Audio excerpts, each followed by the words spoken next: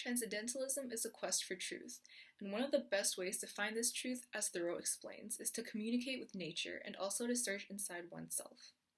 Transcendentalism stresses individual introspection and finds society as a whole to be a destructive force towards personal freedom. All that is needed is to be in tune with oneself and the natural world. Materialism is also looked down upon, as this degrades true life. When one gets caught up in acquiring and taking care of possessions, there's no time left to truly live.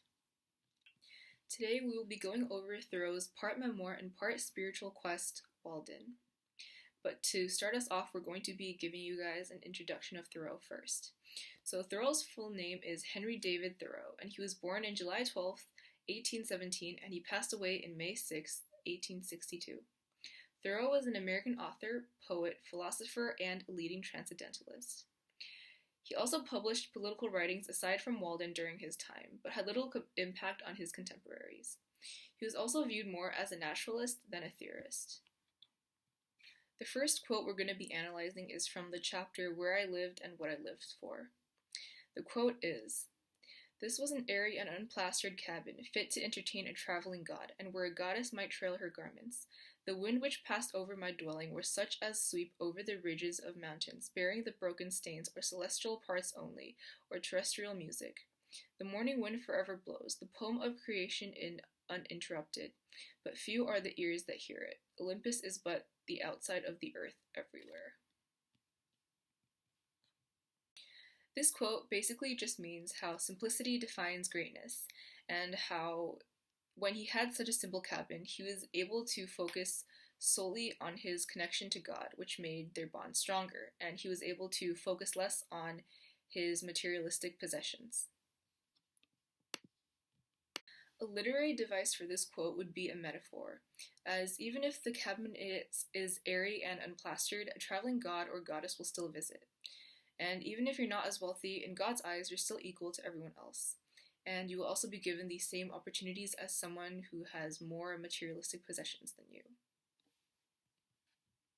This also has a connection to Self-Reliance, written by Emerson, in which Emerson states that every heart vibrates to that iron string, which means everyone has the same opportunities or connections with God.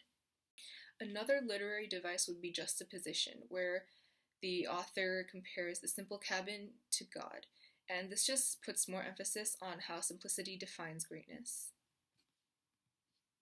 And the transcendentalist theme of this quote would be the recognition of the two sides to human nature, the animalistic side and the more spiritual side, and how the most important things in life are the basic necessities, and until these needs are met, a person cannot do anything great with their lives.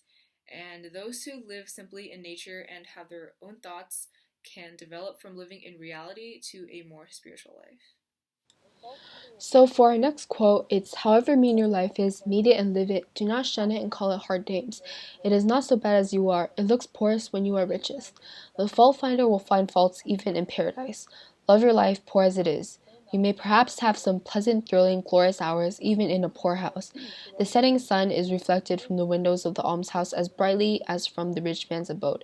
The snow melts before its door as early in the spring. So basically in this quote, Thoreau is telling his readers that there is no need to chase after materialistic wealth because everything is the same for the poor as it is for the wealthy.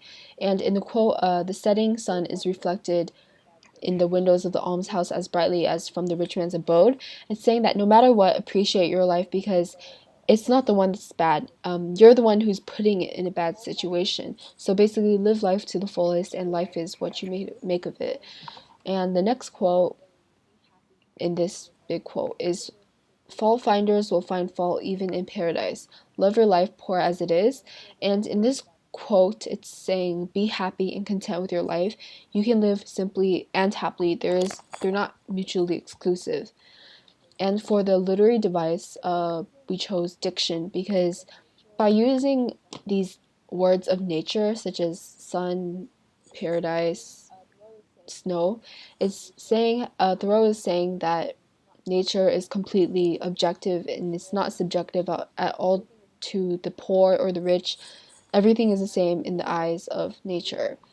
And for example, by using the setting sun and saying how it's reflected from the windows of the almshouse as brightly as from the rich man's abode. It's saying that no matter what, if you live in a rich house or a poor house, the sun is going to be reflected all the same. So, again, this goes back to the idea of everything's the same under nature. And for our current event, we chose this story where a woman, Carrie Rainsberger, lives a simple life where she shares accommodations with 20 other people, I think, and this cut the majority of her living costs. And while people in our society will find that very unnerving and they wouldn't want to do that, she says she lives a simple but happy life. And for our theme, it's about beginning new lives and changes and renewal. And we should just focus on a change over activity, present over past, and life over death. And transformation and inactivity are shown as conflicting forces in this whole transcendentalist movement, and it's balanced against one another in a kind of universal tension. And the individual changes biologically, intellectually, and spiritually, but the physical growth from young age to old age is dependent on nature, and it follows nature's path. So basically, what this quote is talking about is how all the troubles in the world, for example, like say in the quote, the solitude, the poverty, and the weakness, it's all because of the humans who like to overcomplicate things for no reason. Therefore, if we live simply and strip our lives of all the unnecessary complications, then everything will seem less complex. All of the troubles, all of the worries of the world will seem less complex, and things won't be the way we used to perceive them. For example, like mentioned in the quote, solitude. Normally, solitude might be something that we perceive as negative. For example, isolated from the society, very antisocial. That is normally something that we would connect with solitude. However, if we strip our lives of all of the unnecessary worries and unnecessary complications, for example, social status. If we don't think about social status, then we won't think that being alone and being in solitude would be necessarily a negative thing. The literary device that can be seen throughout this quote is the author's usage of his tone. So the most prominent one would be a didactic tone. Throughout this whole quote, you can see how the author is trying to change the way most common people in the modern world is perceiving life and is living their life. Very complicated, very luxurious, and full of very unnecessary aspects. Thoreau also has a more optimistic tone throughout this passage.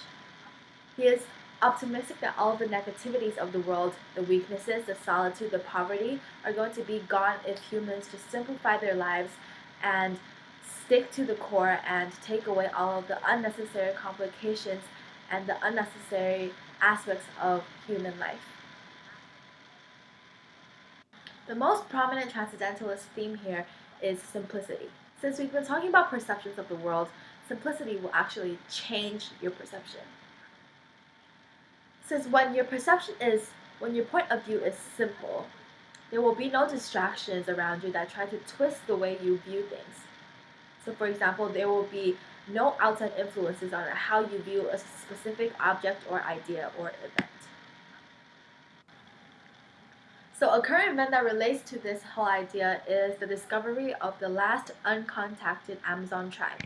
So this uncontacted Amazon tribe is called the Mashco Piro tribe, and they've been living in the jungles of Peru for at least 600 years.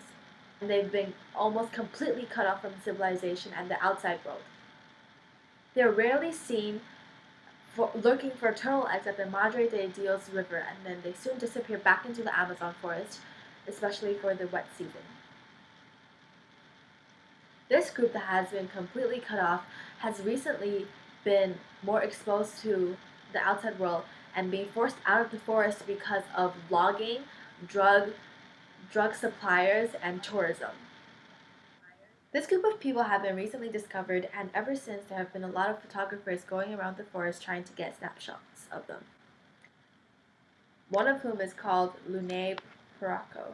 Thinking back on his experience, Lune said, I felt like I was witnessing the last frontier of human resistance. I believe that the existence of these people and their choice to live in isolation forces us to think about what is truly important and how far our own society is willing to go in the name of the dollar. This tribe has been cut off from human civilization for the past 600 years. That being said, they've been cut off from the world's overcomplications and they've been still living their old fashioned and simple lifestyles. In the modern perspective, this tribe is living in complete solitude, utter poverty, and extreme weakness. However, because the tribe itself is living such a simple life, they don't perceive things the way we do. So they don't think that they're living in solitude, they don't think they're living in poverty, and they don't think they're weak at all. Like the photographer said, we are forced to think about how far our society is willing to go in the name of the dollar.